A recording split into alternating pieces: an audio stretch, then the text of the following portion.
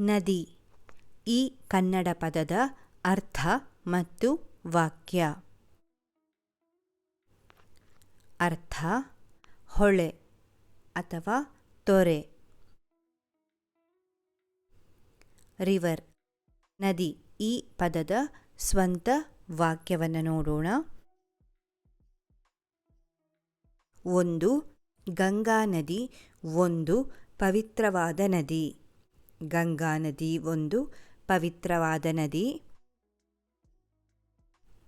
2. ನದಿ ನೀರು ಕೃಷಿಗೆ ಬಹಳ ಉಪಯುಕ್ತವಾಗಿದೆ. ನದಿ ನೀರು ಕೃಷಿಗೆ ಬಹಳ ಉಪಯುಕ್ತವಾಗಿದೆ. 3.